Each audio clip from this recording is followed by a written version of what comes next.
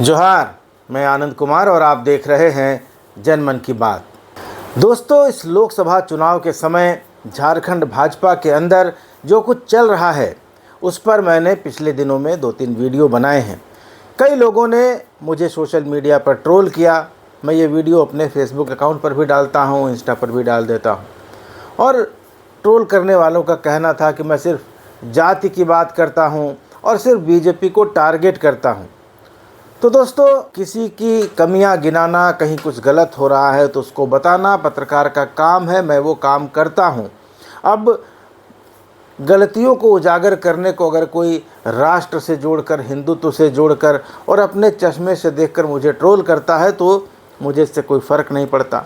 और जहां तक जाति की बात है तो अगर प्रधानमंत्री मोदी जाति कर सकते हैं, ओबीसी कर सकते हैं और ओबीसी के नाम पर बाकी जातियों को, बाकी सभी पिछड़ों को दरकिनार करके सिर्फ वैश्यवाद का पृष्ठपोषण कर सकते हैं। कभी मुसलमानों को अपने पक्ष में करने के लिए उनको खुश करते दिखाई दे सकते हैं और अगले ही पल हिंदुओं को यह कहकर डरा भी सकते हैं कि कांग्रेस आई तो तुम्हारी आधी संपत्ति मुसलमानों को दे देगी।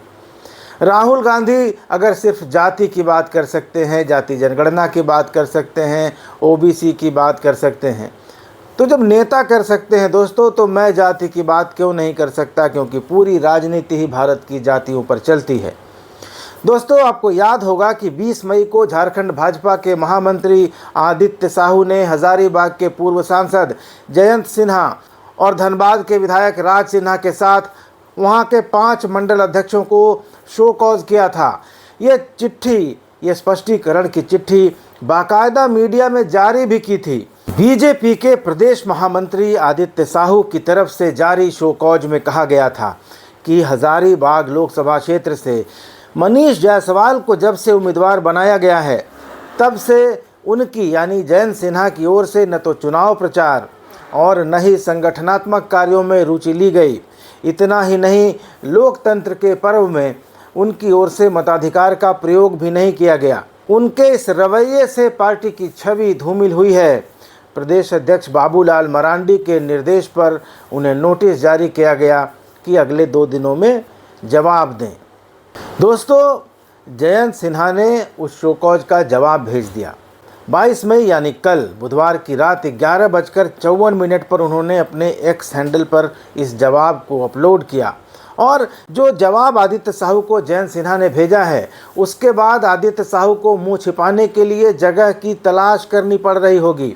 जयंत सिन्हा का जवाब यह बता रहा है कि झारखंड भाजपा को चला रहे लोग कितने अहंकारी और अलोकतांत्रिक हैं। ऐसे हैं कि उन्होंने अभी निवर्तमान हो रहे अपने सांसद और पूर्व केंद्रीय मंत्री के खिलाफ इतना बड़ा आरोप लगाने और उनसे स्पष्टीकरण मांगने के पहले इस बात की जांच भी नहीं की कि जिन्होंने भी जयंत सिन्हा के खिलाफ बाबूलाल मरांडी के या संगठन महामंत्री के कान भरे हैं, उसमें सच्चाई का कोई अंश भी है या सिर्फ निजी खुंदक निकालने के लिए झूठी सूचना दी गई है। या फिर ये भी हो सकता है कि हजारीबाग में भाजपा की दुर्गति होने की आशंका से अपना बचाव करने के लिए जयंत सिन्हा को कुछ लोगों ने बलि का बकरा बनाने की कोशिश की हो। लेकिन जयंत सिन्हा ने अपने जवाब से आदित्य साहू को ऐसा धोया है कि वे बंगले झांक रहे होंगे।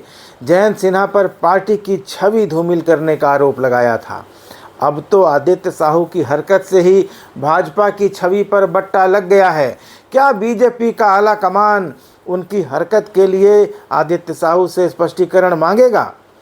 दोस्तों, जयंत सिन्हा ने अपने जवाब में क्या लिखा है वह मैं आपको आगे पढ़कर सुनाऊंगा, लेकिन अभी मैं आपको बताता हूं कि झारखंड भाजपा को जो लोग चला रहे हैं वे कैसी मानसिकता के लोग हैं, कितने कमज़ोर लोग हैं और कितने डरे हुए लोग हैं, जो चापलूसों की झूठी बातों में आकर अपनी ही पार्टी के नेताओं को जलील करते हैं, उनके सामने साजिशें करते हैं, जातिवाद करते हैं।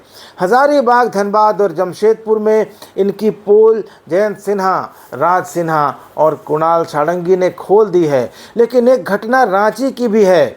भाजपाइयों के बीच इसकी काफ़ी चर्चा हो रही है। 17 मई को रांची के चुटिया के इलाके में केंद्रीय गृह मंत्री अमित शाह ने एक रोड शो किया। भव्य रोड शो था, काफ़ी भीड़ उमड़ी थी। आप तस्वीर देख सकते हैं। इस तस्वीर में अमित शाह हैं, रांची के लोकसभा प्रत्याशी संजय सेठ हैं, लेकिन रांची के विधायक सीपी सिंह इस तस्वीर में नहीं हैं। जहां सीपी सिंह को होना चाहिए था, वहां हटिया के विधायक नवीन जायसवाल दिखाई दे रहे हैं। सीपी सिंह इसलिए अमित शाह के साथ नहीं थे क्योंकि वे रांची में उस दिन थे ही नहीं। पार्टी ने उस दिन उनको हजारीबाग लोकसभा क्षेत्र के केरेडारी भेज दिया था, जहां उनको यूपी के डिप्टी सीएम केशव प्रसाद मौर्य के साथ सभा में शामिल होना था। लेकिन सवाल है कि सीपी सिंह को ही हजारीबाग क्यों भेजा गया, जबकि उनके ही विधानसभा क्षेत्र में केंद्रीय गृह मंत्री का रोड शो था। बीजेपी में नंबर 2 की हैसियत रखने वाले अमित शाह का रोड शो था। तो सवाल है कि सीपी सिंह को उस दिन हजारीबाग क्यों भेजा गया, सीपी सिंह को ही क्यों भेजा गया, जबकि उनके ही विधानसभा क्षेत्र में गृह मंत्री का रोड शो था। क्या नवीन जायसवाल को केरेडारी नहीं भेजा जा सकता था? किसी दूसरे विधायक को भी भेजा जा सकता था, लेकिन भेजा गया सीपी सिंह को। तो क्या चुटिया की भीड़ दिखाकर नवीन जायसवाल को प्रमोट किया जा रहा था अमित शाह के सामने? और दोस्तों, क्या इस बात को सिर्फ एक संयोग माना जाए कि अमित शाह और उनके अगल बगल खड़े दोनों लोग न सिर्फ स्वजातीय हैं, न सिर्फ वैश्य हैं, बल्कि नवीन जायसवाल और संजय सेठ का एक और रिश्ता है। अमित शाह, नवीन जायसवाल और संजय सेठ वैश्य जाति से आते हैं, लेकिन नवीन जायसवाल और संजय सेठ का भला क्या रिश्ता हो सकता है? तो ये रिश्ता है झारखंड विकास मोर्चा का। नवीन जायसवाल ने राजनीति की शुरुआत आजसू पार्टी से की और जेवीएम के रास्ते भाजपा में आए। जब रघुवर दास ने जेवीएम को तोड़ लिया था तो नवीन जायसवाल भी साथ साथ आए थे। संजय सेठ 2006 में बाबूलाल मरांडी के साथ भाजपा छोड़कर जेवीएम की स्थापना करने वालों में शामिल थे। हालांकि कुछ दिन बाद वे बीजेपी में लौट आए थे, मगर घर की देहरी तो लांघ ही चुके हैं। दोस्तों, जहां तक सीपी सिंह की बात है तो उन्होंने एक साधारण कार्यकर्ता से लेकर मंत्री और विधानसभा के स्पीकर तक का सफ़र तय किया है। भारतीय जनता पार्टी झारखंड में वरिष्ठतम विधायकों में उनका नाम आता है, लेकिन इतने सीनियर होने के बावजूद सीपी सिंह बिल्कुल भाजपा के साधारण कार्यकर्ता की तरह पार्टी के हर आदेश, हर निर्देश का पालन करते हैं। यही कारण है कि अमित शाह के रोड शो के दिन उनके केरेडारी में कार्यक्रम लगाए जाने के बावजूद यह विवाद का विषय नहीं बना। लेकिन रांची में बीजेपी के कार्यकर्ता और समर्थक तो एक दूसरे से सवाल पूछ रहे हैं कि क्या ये जानबूझकर किया गया या संयोगवश हुआ। अमित शाह की गाड़ी पर एक ही जाति के 3 नेताओं का सवार होना क्या कोई संयोग था या इसको किसी योजना के तहत अंजाम दिया गया? दोस्तों, एक पल को मान लेते हैं कि सीपी सिंह को केरेडारी भेजना संयोग था, तो भी कांके के विधायक समरी लाल को रोड शो में शामिल किया जा सकता था। आधा रांची शहर तो उनके ही विधानसभा क्षेत्र में पड़ता है। नवीन जायसवाल तो हटिया के विधायक हैं।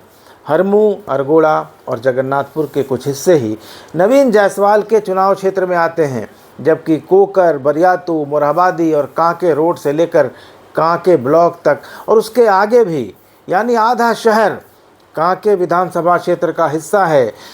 कांके की सीट अनुसूचित जाति के लिए सुरक्षित सीट है। समरी लाल को अमित शाह के बगल में खड़ा करके भारतीय जनता पार्टी दलितों को भी मैसेज दे सकती थी, लेकिन भाजपा को तो वैश्य के अलावा कोई दिखाई देता ही नहीं। दोस्तों, 2022 से 2024 तक 2 साल के अंतराल में भाजपा ने झारखंड से 2 वैश्यों को राज्यसभा में भेजा है।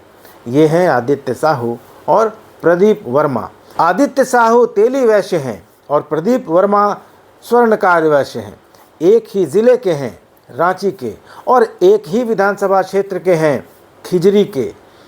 क्या झारखंड के 24 ज़िलों, 81 विधानसभा क्षेत्रों और 260 प्रखंडों में कोई और दूसरा नेता राज्यसभा भेजने के लायक बीजेपी के पास नहीं था?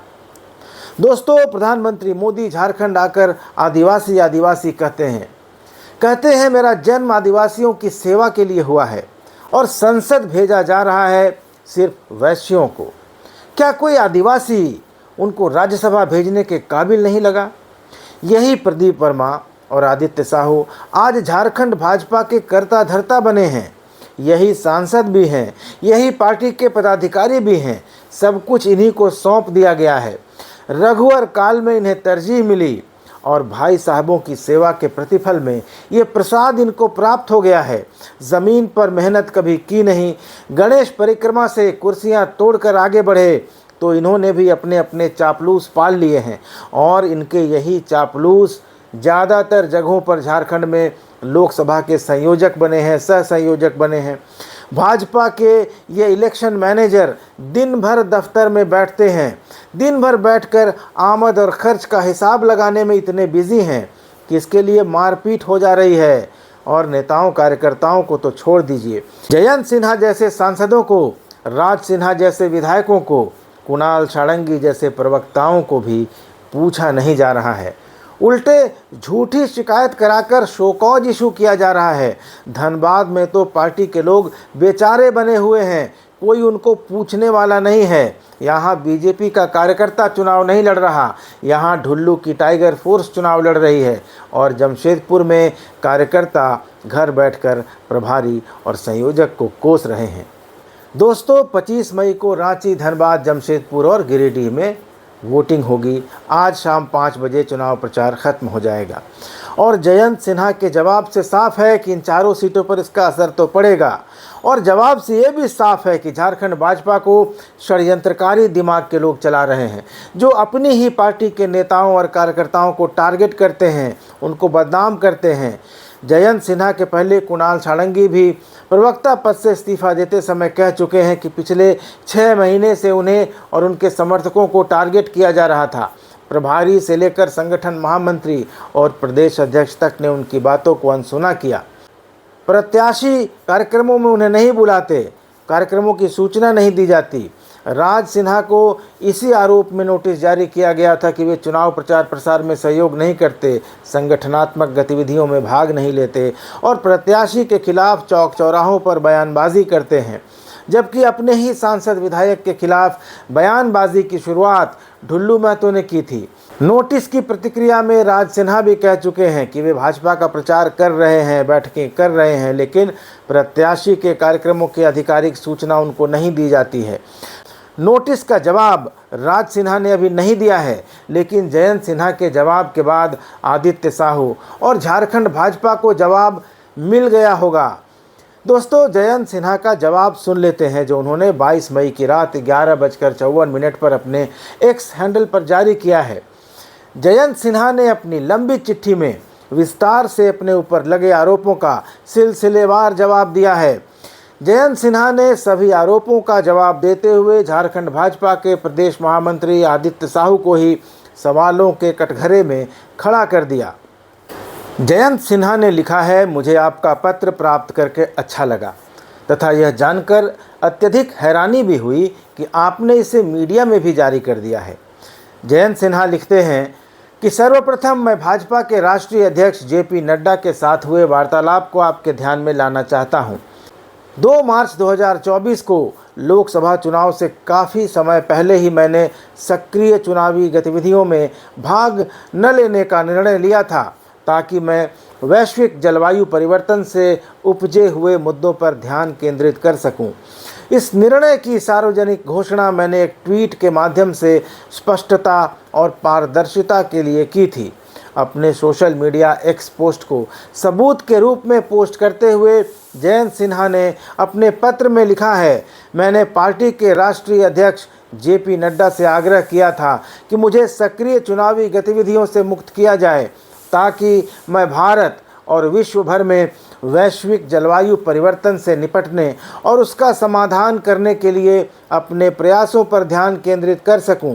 इसके साथ ही मैं आर्थिक और शासन संबंधित विषयों पर पार्टी के साथ काम करना सहर्ष जारी रखूंगा। मुझे विगत 10 वर्षों में भारत और हजारीबाग के लोगों की सेवा करने का गौरव प्राप्त हुआ है। इसके अलावा मुझे प्रधानमंत्री नरेंद्र मोदी, गृह मंत्री अमित शाह और पार्टी नेतृत्व की ओर से प्रदान किए गए कई दायित्वों का निर्वहन करने का अवसर प्राप्त हुआ है। इसके लिए मैं जेपी नड्डा और नेतृत्व के प्रति कृतज्ञता व्यक्त करता हूं। जयंत सिन्हा ने कहा है कि इस ट्वीट से स्पष्ट है कि 2 मार्च 2024 को ही लोकसभा चुनाव में मैंने भाग न लेने की सार्वजनिक घोषणा कर दी थी। जेपी नड्डा से शाम की बैठक और उनकी स्वीकृति प्राप्त करने के बाद मैंने यह सार्वजनिक रूप से स्पष्ट कर दिया था कि मैं चुनाव में सम्मिलित नहीं हो रहा हूं। मैं आर्थिक और शासन से संबंधित नीतियों पर पार्टी के साथ काम करना जारी रखूंगा। जयंत ने लिखा है, सोशल मीडिया पर की गई घोषणा के बाद हजारीबाग लोकसभा के हजारों मतदाताओं और पार्टी कार्यकर्ताओं की प्रतिक्रिया बहुत हृदयस्पर्शी थी। कई लोग दिल्ली में मुझसे मिलने आए और आग्रह किया कि मैं अपने निर्णय पर विचार कर उसे वापस लूं और लोकसभा चुनाव में अपनी उम्मीदवारी जारी रखूं। यह एक कठिन समय था जिसमें मैंने जनता के मन सहित अपने ऊपर भी यथासंभव राजनीतिक मर्यादा और संयम बनाए रखा। जयंत सिन्हा ने आदित्य साहू को जवाब देते हुए कहा है कि अगर पार्टी चाहती थी कि मैं किसी प्रकार की चुनावी गतिविधियों में भाग लूं, तो निश्चित रूप से आप मुझसे संपर्क कर सकते थे। हालांकि 2 मार्च 2024 को मेरी घोषणा के बाद झारखंड के किसी भी वरिष्ठ नेता, पार्टी कार्यालय के पदाधिकारी या सांसद विधायक ने मुझसे संपर्क नहीं किया। मुझे किसी भी पार्टी कार्यक्रम, रैली या संगठनात्मक बैठक के लिए आमंत्रित नहीं किया गया। यदि बाबूलाल मरांडी या अन्य कार्यकर्ता मुझसे संपर्क करना चाहते थे तो वो निश्चित रूप से मुझे आमंत्रित कर सकते थे, लेकिन उन्होंने ऐसा नहीं किया। जयंत सिन्हा ने लिखा है कि 29 अप्रैल 2024 की शाम को उनके दिल्ली में रहने के दौरान मनीष जायसवाल की ओर से उन्हें नामांकन रैली में 1 मई 2024 को उपस्थित होने के लिए आमंत्रित किया गया था, लेकिन 1 मई की सुबह तक हजारीबाग पहुंचने संबंधित कोई योजना नहीं बनाई गई। इसलिए 2 मई को हजारीबाग पहुंचकर मनीष जायसवाल के आवास पर उनसे शिष्टाचार भेंट करने के लिए पहुंचा। इस दौरान वे वहां उपस्थित नहीं थे, इसलिए मैंने अपना संदेश और शुभकामनाएं उनके परिवार को दी। इसके बाद मनीष जायसवाल की ओर से कोई संपर्क नहीं किया गया, जिसके बाद वे 3 मई को हजारीबाग से दिल्ली लौट गए। जयंत सिन्हा ने लिखा है कि लोकसभा अध्यक्ष को जानकारी देने के बाद वो कुछ महत्वपूर्ण निजी कार्य के लिए 10 मई को विदेश चले गए। इस दौरान पार्टी की ओर से उन्हें किसी कार्यक्रम में आमंत्रित नहीं किए जाने के कारण वहां कोई भी आवश्यकता उन्हें दिखाई नहीं पड़ी। हजारीबाग से जाने के पहले उन्होंने पोस्टल बैलेट प्रक्रिया के माध्यम से अपना वोट कर दिया था। इसलिए यह आरोप लगाना गलत है कि उन्होंने अपने मतदान के कर्तव्य का पालन नहीं किया। जयंत सिन्हा ने लिखा, भारतीय जनता पार्टी के साथ अपने 25 वर्षों की सेवा के दौरान मैं 2 बार सांसद, केंद्रीय राज्य मंत्री और लोकसभा की वित्त संबंधी संसदीय स्थायी समिति का अध्यक्ष रहा हूं। हजारीबाग में मेरे विकास और संगठनात्मक कार्यों को व्यापक रूप से सराहा गया है, जिसका सबसे बड़ा साक्ष्य वर्ष 2014 और 2019 के लोकसभा चुनाव का रिजल्ट है। इसमें रिकॉर्ड मतों से मेरी जीत हुई थी। पूर्व केंद्रीय मंत्री ने कहा है, पिछले कई दशकों से मैंने पार्टी की कई महत्वपूर्ण और सार्थक राष्ट्रीय नीतियों की पहल में सहभागिता की है। इन पदों पर रहते हुए मेरे कार्यों को सभी विधायकों की ओर से व्यापक रूप से सराहा गया है। मुझे वित्त संबंधी संसदीय स्थायी समिति के उत्कृष्ट कार्य के लिए संसद रत्न पुरस्कार से सम्मानित करने के साथ ही राष्ट्रपति की ओर से भी सम्मानित किया गया है। मुझे कई महत्वपूर्ण संसदीय और मीडिया बहसों में भाजपा और प्रधानमंत्री नरेंद्र मोदी की ओर से सरकार का प्रतिनिधित्व करने का अवसर मिला है। मैंने पार्टी की ओर से अपनी सभी जिम्मेदारियों को पूरी ईमानदारी के साथ निभाया है। जयंत सिन्हा ने लिखा है कि उपरोक्त परिस्थितियों के मद्देनज़र आपकी ओर से इस पत्र को सार्वजनिक रूप से जारी करना मेरी समझ से परे है। आपका यह कदम समस्त पार्टी कार्यकर्ताओं को निराश करने के अलावा एक योग्य सांसद और मंत्री की कमियां निकालने वाला है। इसके अतिरिक्त पार्टी के प्रति मेरी निष्ठा और कठोर परिश्रम के बावजूद ऐसा प्रतीत होता है कि मुझे अन्यायपूर्ण तरीके से निशाना बनाया जा रहा है। हम निश्चित ही किसी भी समय व्यक्तिगत रूप से या फ़ोन पर बात कर सकते थे ताकि आपके किसी भी संदेह को दूर किया जा सके। हजारीबाग लोकसभा चुनाव के लिए पार्टी का पदाधिकारी होने के नाते आप कभी भी मुझसे संपर्क कर सकते थे। चुनाव समाप्त होने के बाद आपकी ओर से इस तरह का पत्र भेजना मेरे लिए समझ से परे है। दोस्तों, जयंत सिन्हा के इस जवाब के बाद भी झारखंड भाजपा के बारे में कुछ कहने को रह जाता है क्या?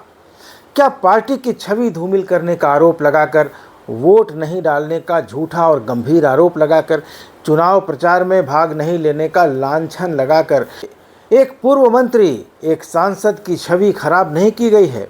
उनको मीडिया में एक गद्दार की तरह पेश नहीं किया गया है? क्या राज सिन्हा के साथ उन्होंने ऐसी ही हरकत नहीं की है? क्या इसके लिए आदित्य साहू, उनका कान भरने वाले उनके चमचों और उनको निर्देश देने वाले उनके आकाओं को भी शोकॉज किया जाएगा? कौन करेगा? मोदी करेंगे, अमित शाह करेंगे, जेपी नड्डा करेंगे, बीएल संतोष करेंगे? कौन करेगा? आखिर कोई कार्रवाई होगी? दोस्तों, ये वीडियो आपको कैसा लगा और जयंत सिन्हा ने जो जवाब भेजा है उस पर आपकी क्या प्रतिक्रिया है? आप क्या सोचते हैं? अपनी बात ज़रूर रखिएगा। वीडियो अच्छा लगा हो तो लाइक और शेयर भी कीजिएगा। चैनल को सब्सक्राइब ज़रूर कर लीजिएगा। अगले वीडियो में मिलेंगे, तब तक इजाज़त दीजिए। धन्यवाद। नमस्कार।